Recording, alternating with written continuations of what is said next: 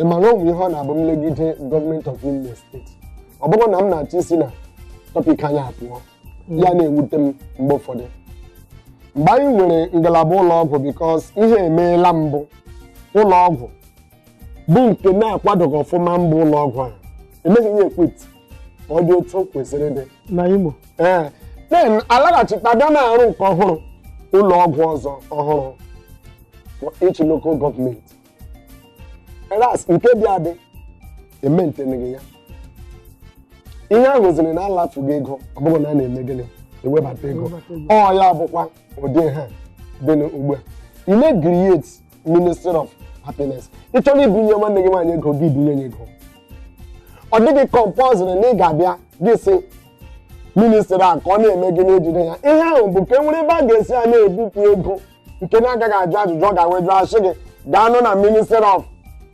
Happiness ọ nwere ebe esiri wepụ ego ma na-ebupụla ego ọ dịghị m ka ministry egrietiri Happiness ọ dịga kpọ ndị mmadụ ha na-akụ egwu maka inye ha ọrụ n'ụlọ because ọ ihe kwuru maka job creation ịkpọ ndị mmadụ ha kụwa egwu enye ha ọrụ ha ga-akụgide ya si na ọnwa mbụ ruo n'ọnwa 20 ha kụgide ya till the tenure of that very man agwụ maka ọ bụrụ na o kwere mmụghọta Happiness ihe ọ bụla i mere dị mmadụ mma ga-enye onye ahụ gịnị obi ụtọ ị na-eche na ihe o mega dị ndị Imo steeti mma aga m aza gị ajụjụ a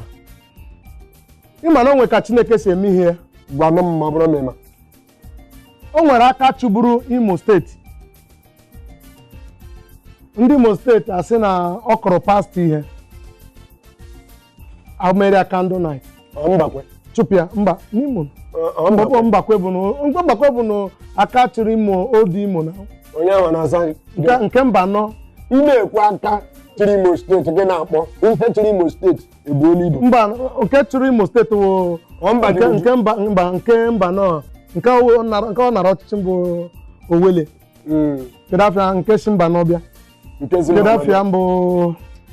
gọvanọ Ọhakim ha sị na gọvanọ na pastọ Reverend Fada otiri Reverend Fada ihe ọ bịara Thanksgiving emere ka nna achụpịa ndị masị na ha chọghọzi ya mana ha pụtara asị na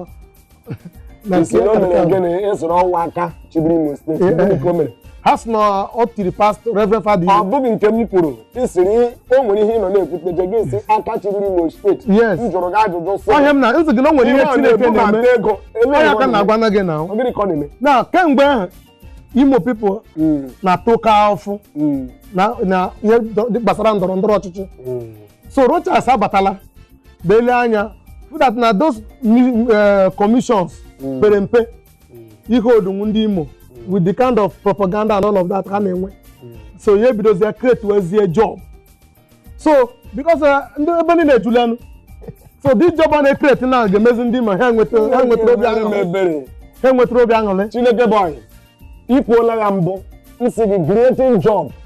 Minister of Happiness Minister of Entertainment Imo Diaspora in Lagos ihe a ọ bụrụ na ihe a dị mma like Lagos anyị nọ n'ime ya mma ndị a nna hụ ha as the pace setter ọ bụrụ ma ụmụ ihe ndị ahụ kwesịrị ekwesịrị a ma enwechalara ụmụ ihe ndị ahụ ebe a kemgbe